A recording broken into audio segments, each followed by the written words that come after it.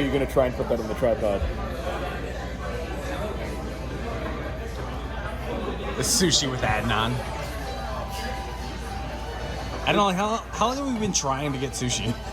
At least like a year?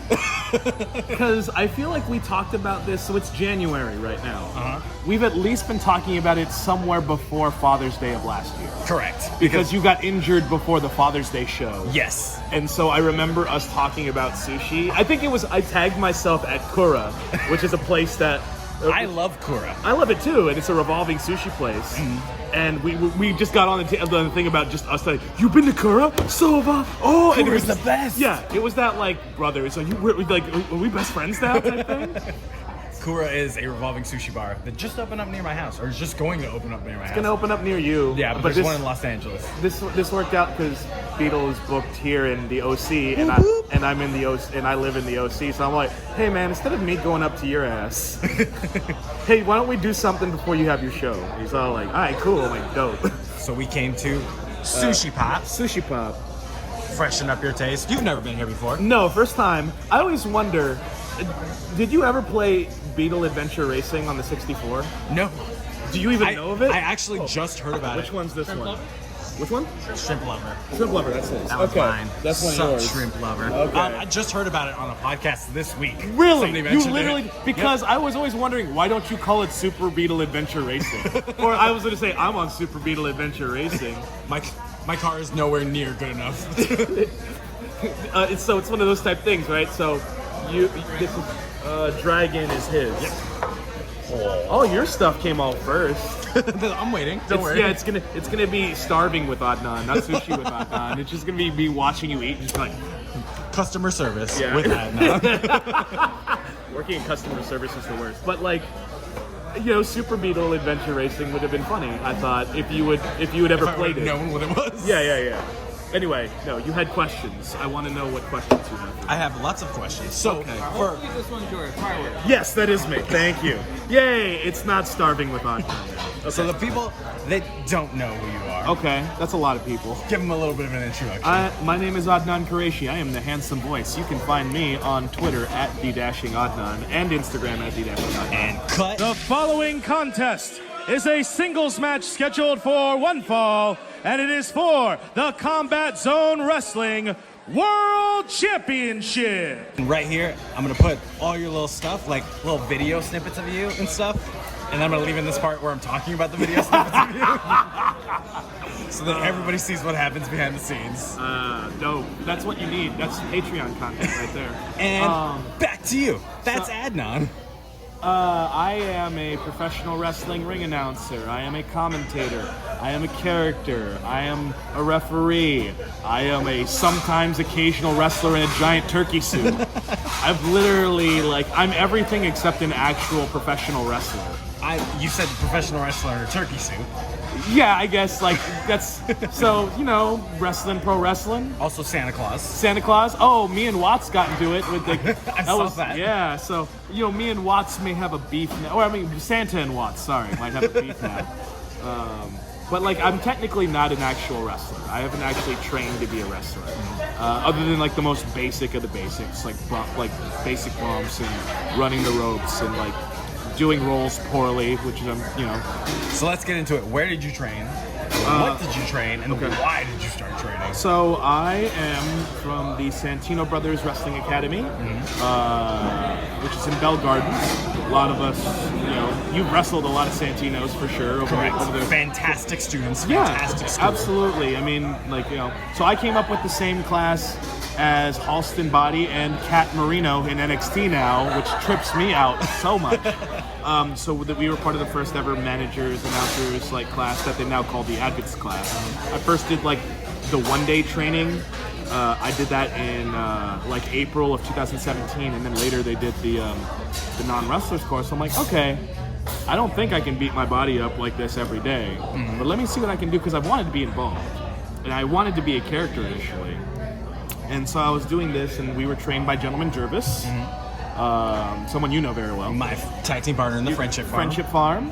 So Gentleman Jervis, was our main trainer. We also got occasional days of training from either Tyler Bateman or Chaos or Robbie Phoenix and stuff, learning various different things in pro wrestling. Or Jeremy Marcus too. He was our referee trainer. Okay.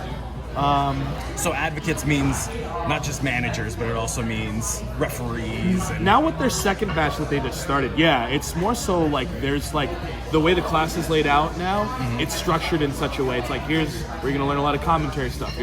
I'll be teaching the ring announcing portion for the current class. There's gonna be a referee portion. Here's a lighting portion. Here's a basic wrestling portion. Here's so it's a lot of other stuff. It's the whole support system for everything. Because as the case with wrestling or as in theater or in any production, you're looking at your actors, you're looking at your wrestlers, but there's so much around that makes the show run. Yeah, 100%. And go and stuff like that. So that's what I learned. So and then I remember the first show I did was for a biker club, and I didn't expect that I was going to do anything for it.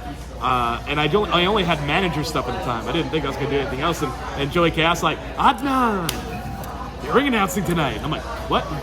So you just fell into the handsome voice. Correct. I did want to be a commentator. I did not expect to be a ring announcer, but I really enjoy that. I really love ring announcing and I really love commentating. Well, you've done commentating now for Up All Night. No, Up All Night I've never commentated. Oh, okay. For regular Santino Brothers shows, I was up until they just started using me as just a regular ring announcer. So I was doing two roles. Gotcha. So then they're like, okay, it makes more sense probably to just have you in one role as opposed to have you do two things and going back and forth. Plus, they have so many students now. Now it's so it's just a matter of I've been doing commentary there. I do comment at Santino Brothers. I did it for Inoki Dojo from time to time. So at the Inoki Dojo shows, I do live commentary for there. I did it for another promotion that we were a part of that I don't really care about talking about because none of that commentary exists. It's all gone now? No, it didn't even exist when it was up. Oh, wow. That's why I was always I was like, man, it's not even here. But that's bitterness for another time. It exists. It exists. It's in all of us at some point. But otherwise, that's I just love the fact that I've been able to be around the wrestling world in the non-wrestler capacity, because in reality there's a lot less spots for us as far as somebody who's on camera or doing commentary and stuff, and so it's harder for us to fight for spots sometimes. Yeah, because, for sure. Nothing against obviously you being a worker, but workers are almost always there's however many workers on a show, let's just say 15, 20, right? Yeah. But there's two commentators, one ring announcer. Correct. And so we get cycled through that stuff so much just because people don't want to pay specialized people in that thing. I've done commentary for places instead of that's exactly the thing. That sometimes you guys will fill that spot in because that's what the promoter will do. Yeah. Or referees and stuff like that. I've done sound for some places because they don't want to pay a sound guy. That's important though, just to have as a skill, just in general. Even if you're a wrestler, to be versed in other aspects of professional wrestling, so you're more valuable. In that absolutely. Too. That's what I learned too. What's one of the most important lessons that I learned was be valuable in more than just one area, because you're never going to be used for just one thing. And that's, I think, what's helped my longevity so far in being able to do what I've been doing, at the levels that I've been doing them at so far. And because I've had an amazing 2.5 years. Yeah, absolutely. I can't believe the things that I've done in the last 2.5 years. So much now. You're the voice of Championship Wrestling from Hollywood. Thank you. I did Impact Wrestling for 3 days, which was super dope. Oh wow! When they came down? Yes, yeah. I did the pay-per-view, the Twitch stream, and I did the episode of television for both Impact and Explosion. Dope. So you were on all three of them. Official Impact television. Yes. Yeah, absolutely. And then also the stuff I got to do with New Japan, which was really dope. So getting punched by Chris Jericho, and then also being fake Chris Jericho. Those you were were for the Wrestle Kingdom? Yeah. So that was one of the dopest experiences of my life, because that's the dream for me, is to get to New Japan. And I've had tastes of being able to help them out and whatnot. And, I've just been grateful for everything that I've been doing, but that doesn't mean I'm stopping either. Yeah, for sure. Yeah, it's just that I can't believe just when I decided to follow my dreams, that my dreams have already taken me these heights that I've already didn't think I would ever get to in 10 years. Yep. I've done in 2.5, which means I'm I gotta see what else this is gonna take me, So let's take it back a little bit. Okay. Where did these dreams begin? How'd you get into wrestling? Like anyone else, right? As a child. As a young boy. I'll tell you, there's two moments I remember as far as getting into wrestling. There is the first thing I ever saw and the first match I ever saw. Okay. The first thing I ever saw was flipping through channels and seeing Doink the Clown and seeing this clown beating people up and stuff. That would have terrified me. I don't have an irrational fear of clowns like a lot of people. So I remember seeing this clown beating people up, thinking, "What is this? But I didn't stick around and really find out more. Yeah. The first match I remember watching was an episode of Raw main event. It was the British Bulldog and Owen Hart defending the tag team titles against Shawn Michaels and Steve Austin. Oh, wow. And Austin and Michaels won the tag titles that night. And I was just captivated by what I was looking at. And I'm like, what is this? And then I just kept watching after that. So 97 is when I started watching wrestling. So then it was every Monday night thing for you. Basically, and then when SmackDown every Thursday, and then I discovered WCW, so I would switch between Raw and Nitro and stuff. So there was all this wrestling I was trying to consume. I never got into ECW growing up. Like later, obviously, I've seen some ECW stuff. It wasn't really widely available down here. It was not until it got to TNN, and I remember I checked it out maybe for a little bit, but I didn't really like stick in ECW. Yeah. And I didn't have the appreciation for it that I do now. You know what I mean? And then that led to later when I became a huge fan of TNA from like 2005 onward. And I fell out watching TNA. Well, that was the thing. Like I was a big fan of TNA, and then that was a trip for me to think I did Impact, which is essentially TNA. I was like, oh man.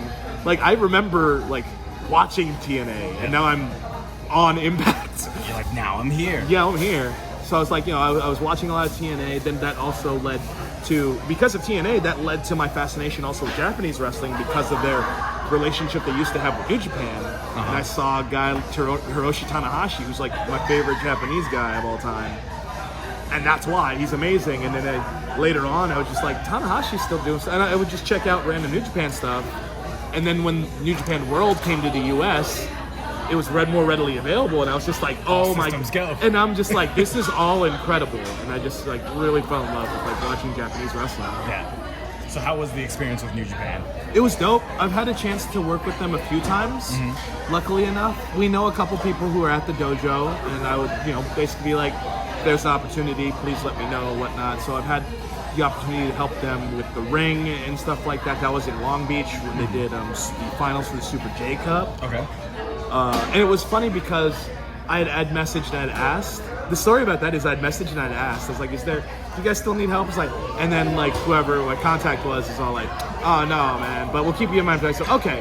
I get an email that morning of the show. I bought a ticket for the show on the Friday. Because I'm like, well, I still want to see it because Liger's retiring soon and stuff. Yeah. So I bought a ticket to the Super J Cup because I still wanted to see it with a friend of mine.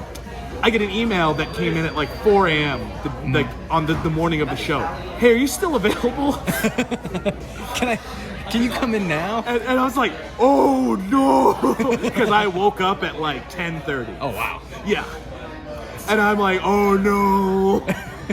And so I'm hitting up my contact, and then I'm also hitting up my friend who I got the ticket with, going like, hey, we need to find someone else for this ticket maybe, because I might still be there, but not sitting. But working. Yeah. Do they treat you differently not as a wrestler, like not as a young lion or anything? Culturally, that's part of it.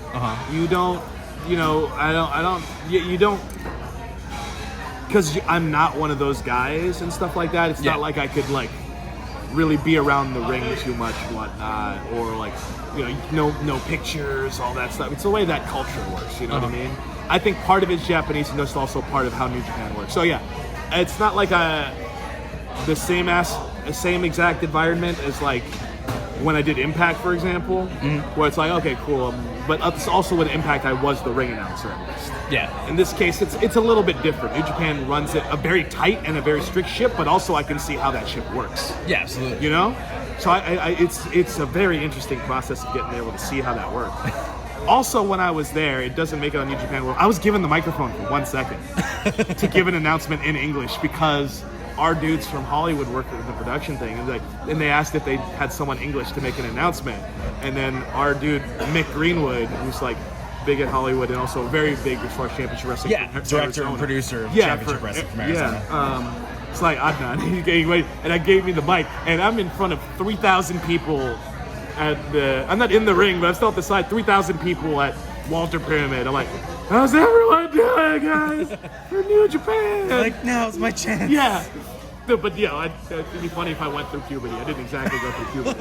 At that moment. No, not at that moment. But it was super dope being able to do it, even for that moment. And that led to me being... So I was basically doing the ring crew primarily for that day. Then I've done merch a couple times for him, which also led to me being hit up about doing the extra work stuff for Chris Jericho. More opportunities. Which I didn't know that we were doing extra work for Chris Jericho. We just knew we were just doing extra work for New Japan. Yeah. I thought I had an idea of what it could have been.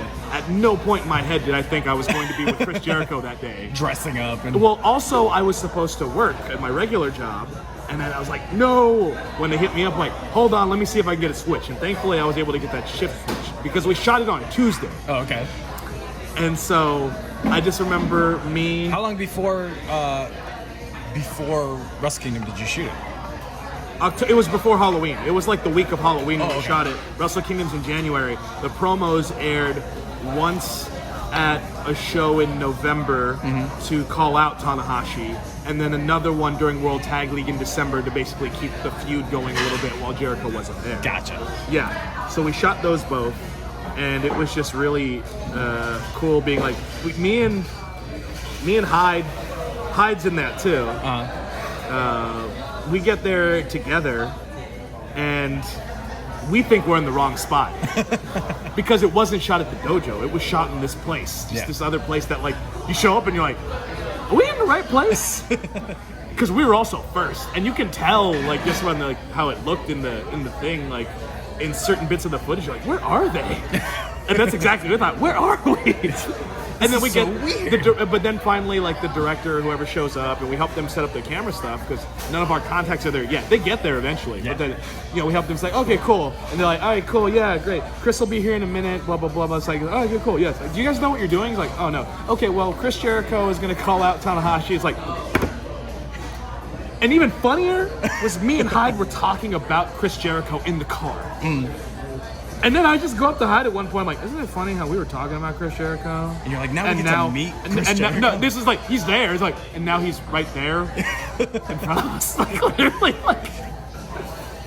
But it was cool. And Jericho was really cool too, and he was also nice enough to give us advice when we asked for advice. Oh, that's sick. Yeah, because that's what we wanted to do before we left. Because I figured worst thing Jericho could say is no. Yeah. I think the worst thing you can do is not take advantage of an opportunity to learn something from somebody who's been around, who's obviously had so much success and whatnot. Absolutely. So I always feel like if you have that opportunity, like, don't be a mark or anything like that, but just be like, it's like, hey, I was just wondering if you have a moment, could you give us some advice? Because he had to get to Dynamite the next day. Yeah. So he was getting on a red eye to get to AEW the next day, but he was nice to give us, like, a couple minutes just to As long as you're respectful about it. Yeah, 100%. Jericho was really cool, and the footage we shot, if you haven't seen those promos, they're super dope. Go look them up. They're on the New Japan YouTube. Yeah, they are on New Japan's YouTube channel, and they are the coolest thing. All right, we're going to eat. We'll pick this back up after we meal.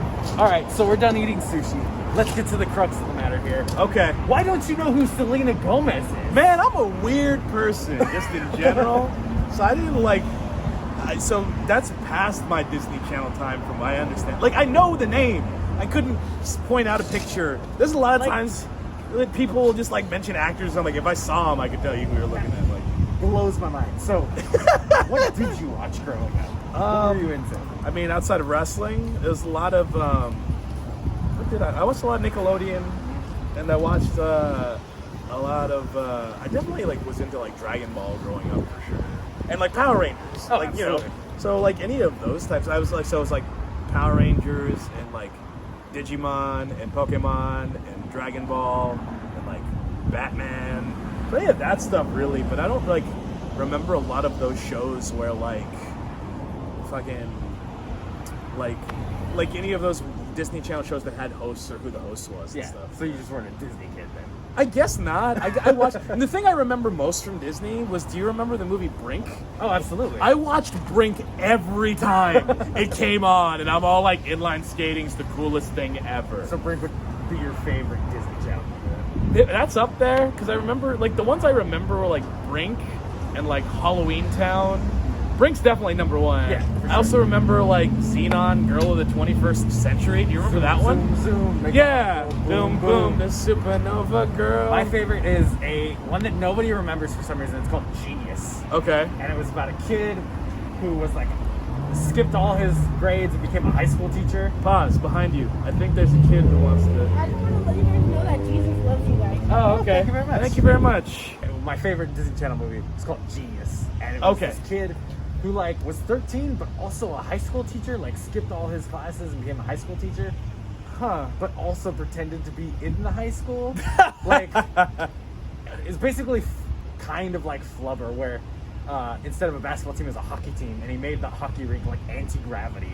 So Oh. all the hockey players started floating. I did watch the Mighty Ducks movies a bunch because they would always be on the Disney Channel. Mighty Ducks movies cool. Yeah, but like I remember Brink was probably the reason why I got into like extreme sports for a little bit. I can't like skate, but like when the X Games were on, I always thought the X Games were the shit Yeah, absolutely. at the time. And like my favorite event, probably because of that, was inline vert.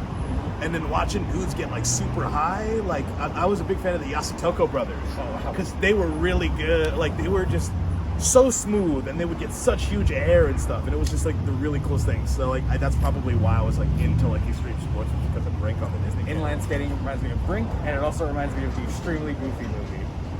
I have not seen the extreme. No, So I've just seen these- the Goofy movie. I haven't seen the Extremely Goofy movie part 2. They go to college and they take part in the X Games. What? And they do skating. And I was just like, this movie rules. Doesn't have the soundtrack of the first one, unfortunately. I've been listening to Eye to Eye lately from the first one. Yeah. is my entrance music some places because it's awesome. Eye to Eye. Yes, that's so cool. It's the best one. So cool. Oh man. Beetle, did you ever watch G4 growing up? I watched G4 religiously. Attack of the Show was my show. Okay, so you and me are also of two different generations of G4, Uh-huh. I guess, because Attack of the Show is like 2005 onward. Yeah. I'm a 2002 to 2005 G4. Okay. Where when the stuff with Tech TV merged in, I was gone. You're like, I can't do this. Yeah. Attack of the Show wasn't my show because I was into stuff like I wasn't an X-Play guy. I was a Judgment Day guy. I was an Okay. Electric Playground guy. I was, into Portal and Icons and like Arena and all those shows before G4 changed. And like that's another weird thing that has happened over the course of my life was like if you saw Electric Playground or Judgment Day when it was still on, it's called Reviews on the Run in Canada. I've seen like clips of it. Yeah, I've met that guy now, and I've come to have a relationship with this dude. Like it's like oh I can text this guy and be like, hey Vic, how you do? Victor Lucas, who does that show, and then like I interviewed him for my old YouTube channel that's still up, the One For You show on YouTube if you want to check it out. Plug. Yeah, ONE, the number 4, the letter U show. All my past episodes and my old streams, as well as my reels, if you want to book me, are on that channel too. The handsome voice. Yes, so I got to interview him for my channel, which was dope. And then recently, like the coolest thing was that I was just on his channel because he's not on television anymore, but he's still covering the industry and stuff like that. Sick. And then he asked me to do a thing for his channel. I was like, oh! And like 13 years later, there's me. Or like 15 years or something. I'm just like, I just did a segment with You're Victor like, Lucas. there's me. It's also a segment that also has like guys like Greg Miller on it. Oh, and like, dope. yeah, it's just like I'm on this same video. Yeah. And it's not like I just butted in like, hey guys, hey, it's me. No, I'm in the video. background. Yeah, no, I was in the video. I'm a big Kind of Funny fan, so I know Greg Oh Miller, yeah. I remember from back when he used to review like the old WWE games on the IGN days. That's why, and then now he's he's really spun off and done his own thing, which is really cool, which is inspiring for people like us. Yeah, in absolutely. general. They kind of were the first big Patreon that launched. Yeah, Which is right. kind of funny. And now they have 2 of them. They have And 2 then Patreons. They have Kind of Funny Games and Kind of Funny Bits, and they just make ridiculous money off of both Wow. of them. People should subscribe to patreon.com/superbeetle and subscribe so you can get exclusive bonus interviews. I mean, like, technically, if they're watching this, they are subscribed. if you want to cut this out as a little buffer for another thing, hey guys, or put on your Instagram, hey guys, I'm the handsome voice, Adnan Kureishy, and I think you should go to www.patreon.com/superbeetle Super Beetle, real Super. It's real Super Beetle. Real Super Beetle. I forgot to. And subscribe for even as little as $1, and you can get your name on the end of Super Beetle videos like this one right here. Ding.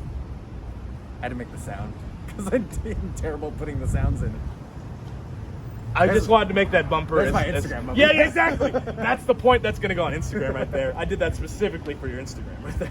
Dope. So, anything you want to plug before we go? Thank you. No for, problem. you know, I thank you for the sushi. I am full. We had a great time at sushi. Yep. Yeah, we've been meaning to do this for forever. Well, we were meaning to just get lunch for forever, and now Yeah, you're doing the 100%. videos again. I'm like, oh yeah, why don't we make some content out of this together? So I appreciate a guy like you. You're a guy who's trying to do it, and I hope you always continue to keep doing. I hope you don't lose your passion. You know, it's just a matter of like, I think you'll get whatever you can put like as far as what you can put into it, man. Like. That's what I've been telling people is just don't fucking give up, and I don't want you to give up. I'm trying. Yeah, you're trucking hard, and I see you working hard. So, Thank you. if you want to follow me, I'm on Twitter and Instagram at @the-Adnan, THEDASHING. My name ADNAN on Twitter and Instagram. Those are the best places to get in contact with me as far as like social media. You can DM me for bookings as well as you can. If you wanted to book me directly, I have a booking email, bookhandsomevoice@gmail.com. Put me on your show. I can do just about anything you need other than actually wrestle. So if you need somebody to be your voice, to be your commentator, to be a referee from time to time, or to be a despicable heel with the rest of the dominations, #dominations, #up all night, please hit me up. See, I've done this plugging stuff before. I have to plug my own stuff. I got the having whole thing. Having had a show before, having to have plugged my stuff all the time, I know how to do that. Yeah, at the very end. Like you said, look, the handsome voice. Adnan is amazing. Like, Aww. every time he announces me to the ring, it gets me a little more pumped. He gets is the crowd the going. best bug, Boom. Super Beetle. I hear the championship wrestling from Hollywood, I'm like, I'm ready to go. Here we go. Look, Adnan, he can do commentary. He's fantastic on commentary. I've heard it, even though some of the ones got lost. I remember because one of them was live, and you're all like, "Oh, he knew my finisher. I didn't tell him that." Yep, 100%. And like, he does his research, which is like one of my biggest things. So Yeah. thank you very much for that. of course. But yeah, if you're here, you're already on my Patreon, so thank you very much. You know everything. Follow Adnan, book Adnan, and we'll see you next time. Follow Super Beetle if you don't already for some strange reason. Yeah, I don't know why you're here if you're not. Yeah, You're at not Real here. Super Beetle. Thanks, Bugs. This is yours, right? We'll do it. We're Dominations. together. Yeah, there you go. You're an unofficial domination. Watch Santino Bros Up All Night on YouTube on the Yep. Santino Bros YouTube Catch us channel. both on Championship Wrestling from Hollywood. Correct. Wherever on else we are. Fight TV Fight Network. TV, 1 a.m.s on KDOC on Saturday night, or in Memphis or in Houston if you're there too. Yeah, Memphis And has been posting them to YouTube. Yeah, there you go. Yeah.